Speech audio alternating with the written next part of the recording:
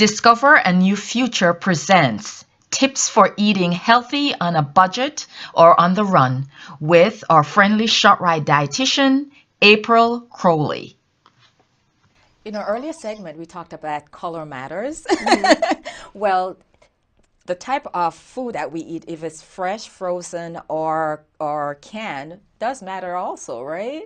And we're going to learn something very interesting today, as April is going to share with us, the nutritional value of each of these, or if any of them are better than the other. Yeah, this is such a great topic, Faith. This is the question we get a lot in the store. People who want to eat healthier really tend to think that they have to go with fresh produce all of the time, which is great. If you're going to use it quickly and you can afford, because sometimes things could be a little bit more expensive. So depending on what your goals are and depending on where you're at, fresh produce may be something you want to go with all the time. Maybe you want to look for some other options. So nutritionally, fresh, canned, and frozen vegetables are all about the same. Oh, really? They are. Really interesting. So frozen and canned vegetables, they actually freeze them and can them right at the point of picking. Okay. So they're kind of locking in all of that nutrition. So depending on the time of year also, sometimes things are in season. So maybe going with something that was frozen or canned right when it was in the peak of its season might be a better option for you. Wow. Besides being also maybe a little bit more budget conscious. So one of the first things that I always ask people to think about is, what are you going to be using it for? I think that's a big place where it comes into play. So if you were making a salad, we'd want to choose which one? Well, I would take the fresh. Yeah, most likely you'd want to go with the fresh spinach if you were looking for something like a salad. If you were looking for, like me, I make smoothies most mornings. So if you're looking for smoothies, you can use the fresh, or you could always use a frozen. Right. Benefit of using frozen spinach in something like a smoothie is it actually adds another cold element too. That's true. So you don't have to use ice because you're going to use the frozen spinach in there. So, and you're getting all the same nutritional benefits. If you're looking for something that's maybe, a soup or a stew, or you're going to add spinach to something, or you're doing it as a side dish, really all three would be perfect for that. Wow. Some of them might be a little bit easier than others. The canned, there's no prep involved. I would recommend though with canned foods, anything that has been canned, to check the sodium level. Sometimes, the sodium level can be a little bit higher than something not in a can. So I always check the sodium content. If there was salt added, I would just rinse and drain. Oh, wow. Really easy way. Too. Yeah, it's a super easy way to just cut down the sodium that's there. So that's something I always do with especially with my canned vegetables and canned beans and things like that. But the other thing to consider when we're deciding between the three is your price point. So all three at different times of year can be really economical. Right. You go in something's in season, and fresh spinach, could be a really, really great deal in the store. Fresh spinach right now in the store, we're looking at about, $1.64 for a bag, which is pretty affordable. It's a pretty easy way to get some greens into your diet. Say we were a different time of year, maybe spinach wasn't as available in the store, or you're looking for another vegetable maybe that wasn't present in the store at that time. The frozen spinach, so this is $1.29 for a package. That's more than reasonable. Exactly. And that's enough spinach, I think, to feed 4 people. Yeah, to feed 4 people. So, you can get a nice family of 4, your side dish, your vegetable for the meal, for $1.29. And then our canned items, again, people sometimes think they have to avoid the canned items. Not true. I was one of those people. Yeah, canned vegetables and canned beans and fruits and things can be as nutritional as the fresh or the frozen. And it can actually be really economical. So the canned spinach is $1 for the can. Wow. So a much more economical choice if that's what you're looking for, and depending again on what it is you're using it for. That's awesome. So, yeah. Yes, I all this time I thought that anything canned is not really good, but based on what I learned again in your class, as well as what you just shared, that can is as you could get great nutritional value from eating out items that are canned. Yeah, it can be a great deal, especially if you watch the circular. So if your store has a circular, if you shop at a ShopRite, we have the circular every week that comes out.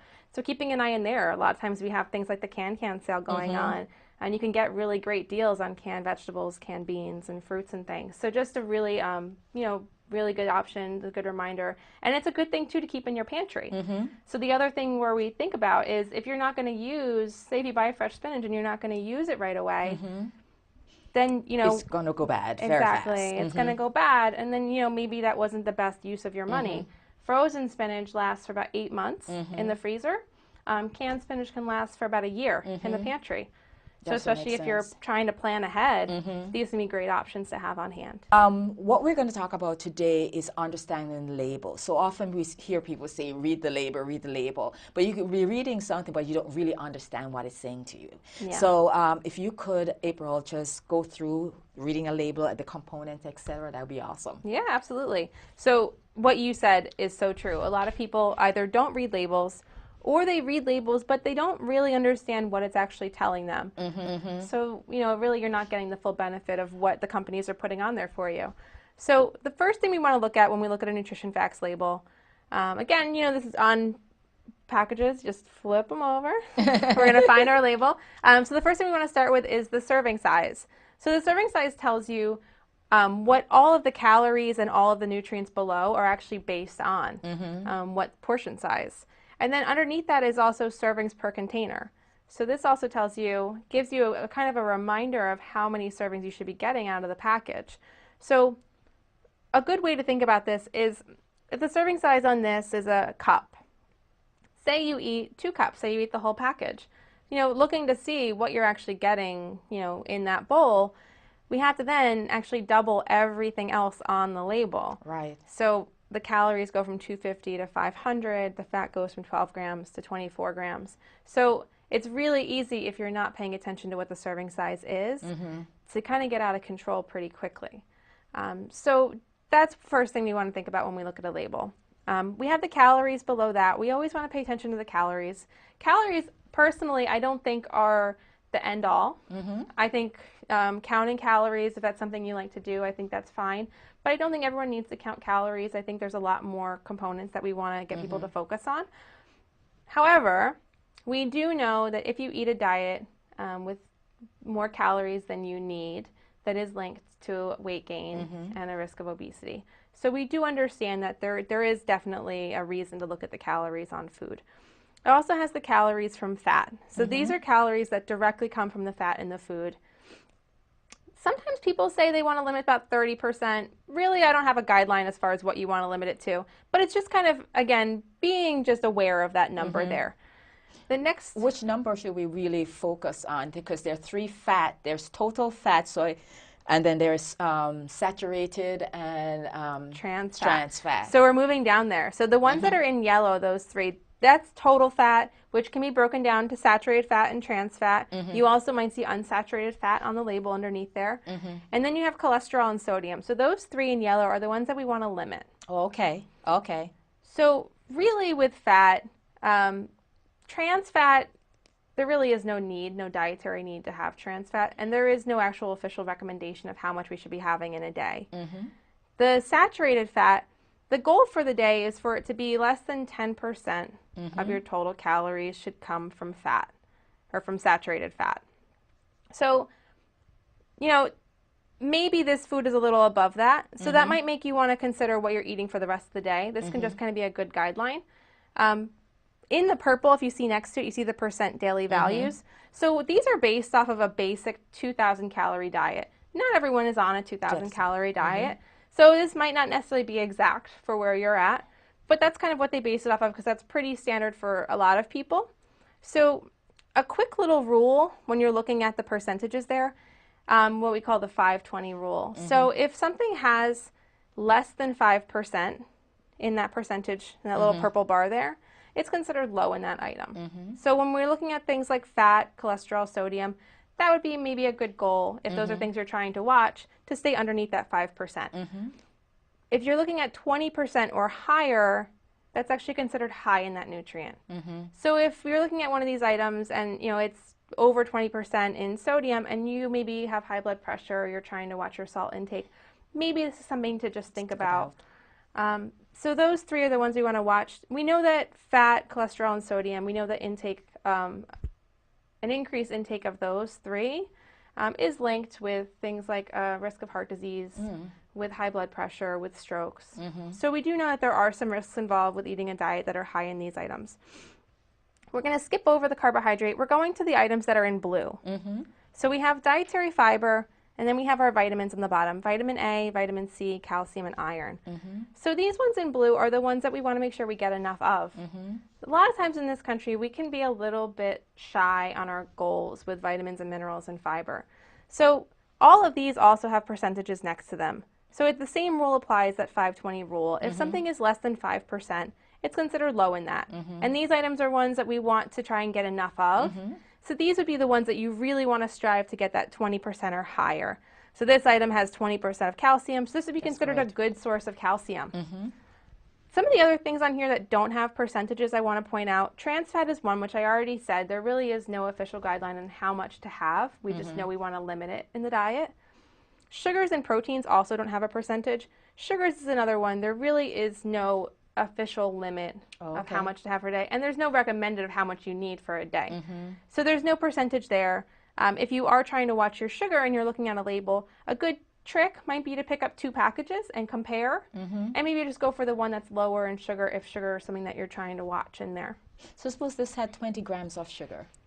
So if this had 20 grams of sugar, one little fun, you could say fun, one little fun trick that you can use is if you take the grams and you divide it by 4, that tells you the teaspoons of sugar. So this has 5 grams, so that's just over a teaspoon of sugar. But as you said, there are some foods, some drinks and things that have, 20, 30, 40 grams of sugar. Those we'd be looking at divide that by 4, so somewhere between 5 to 10 teaspoons. Can you of imagine sugar. just putting 5 or 10 teaspoons of sugar in anything that you're making? That's a lot of sugar. Yeah, and it's, it's all about the choices you make, and everything can fit. So if this is something that if you wanted something that is high in sugar, maybe just being cognizant of the rest of your day, maybe trying to balance that out. But it is good for people to at least know what you're getting, depending on what your goal is. You should have an idea of what it is you're getting for your money. So. Okay, perfect. Yeah. So. Okay, perfect. Yeah. So this is awesome. So just to reiterate, the 5-20 rule, anything 5% or lower is low. And if you're looking at the label, the fat, the sodium, and the cholesterol are things that you would want to be in that area, 5% or low. That would be more of a goal if that's something you're watching. Right, exactly. If you're watching like your diet in terms of your fiber is my friend. Then again, the 20% or higher would be great. Exactly. Right? Yeah, the label isn't just useful in looking at what to limit. It's also useful in finding things that you're trying to get more of in your diet. Right. It can be very helpful for that. This is awesome. Yeah. Honestly, I never looked at the label before and really understood what it was saying. And I really like the 5-20 rule. Yeah. That really, really is so very much helpful. information there when you know how to use it. Yeah. Yeah. Thank you so much. Well, earlier we spoke about reading a label or understanding our label. And so we're going to take it a step further, right? In terms of talking about a serving. What does a serving look like, Seeing it on paper and actually seeing it physically does make a big difference, I could say. Yes. Right? Yeah, absolutely. So yeah, like you said, we did talk about what the label actually can tell you. So we're going to talk a little bit more today about what does it actually mean for you specifically? And I don't want you to get so bogged down with the numbers and the percentages. So we're really just going to take a look at this more in terms of actual food. I think this is an easier way to think about it. So let's say you're trying to watch the amount of sugar in your diet. So we have here a cookie. So that is one serving of a chocolate chip cookie, is one cookie. Lord. So that's fine. If that's something that you enjoy and you want to have, absolutely fine. Just to be cognizant that you can eat one. But yeah, just to be aware that the serving size on the label is for one cookie. So, when we were talking about the label, if you are, eating 2, 3, 4 cookies in a sitting, everything that's on the label we have to then multiply by 2, 3, 4 times.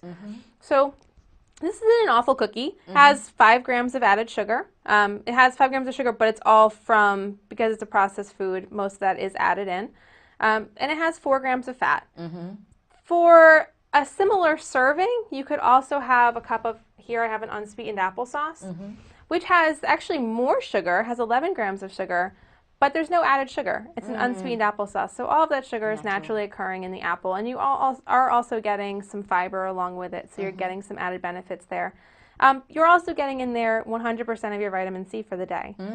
So it's kind of looking to see if you're looking for something sweet, is it working for you or is it working against you? So kind of taking that, mindset that, you can have something, but, maybe think about what the best option is. The nutritional value. I think that's one of the key Exactly. things that I walked away with, is realizing that although my tummy may be full, it may be full of things that are not serving me well. Exactly. There's lots of way to fill up our stomachs. Exactly. And some are better than others. So it's really just about, thinking about what it is your specific goal is and maybe what's going to fit in with that. So maybe we're going to look at another one. Maybe you're a salty person. Not a salty person. Maybe you like salty foods. So if you're trying to watch your sodium, when we look at the label, again, this is in the sodium is in that group of nutrients that we said we want to limit. So things that are 5% or under are good goals. In this country, 1 in 3 adults has high blood pressure, according to the American Heart Association. That's a lot of people walking around with high blood pressure. So for the general public, if you don't have high blood pressure and you don't have any risk factors for high blood pressure, the recommended amount is 2,300 milligrams of sodium in a day.